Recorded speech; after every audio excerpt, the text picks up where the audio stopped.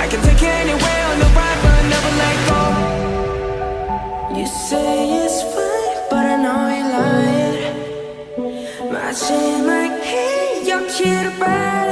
아직 난 너의 곁을 만난 것 같아.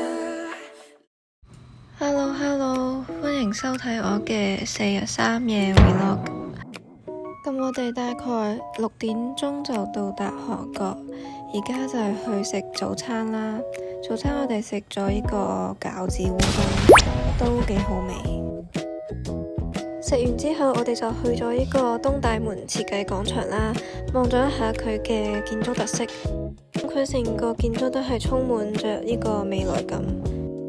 去完東大門設計廣場，我哋就去咗一個韓流體驗館。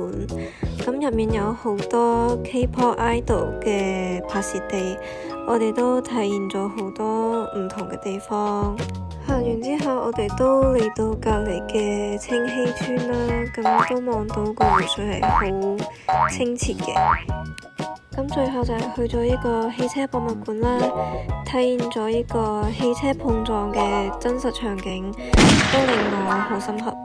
好快到咗第二日，我哋嚟到 MNCA， 睇完呢啲作品之後，發覺韓國係偏向個體日常啦，同埋抽象情緒。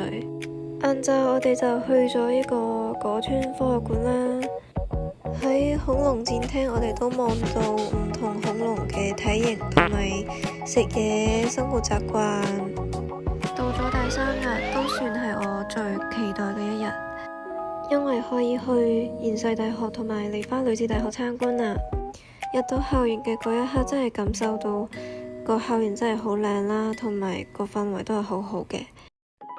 同埋我哋都參觀咗呢個廣衛院，佢記錄着呢個學校嘅起點。仙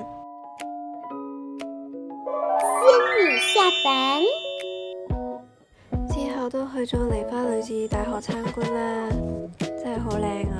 食完飯之後，我哋就嚟到呢個 e-sport 電競館呢度參觀，了解到電競嘅職業化發展歷程同埋選手嘅拼搏精神。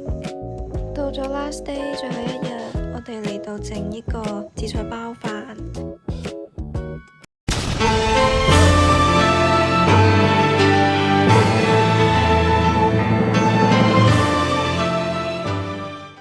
咁就完成啦。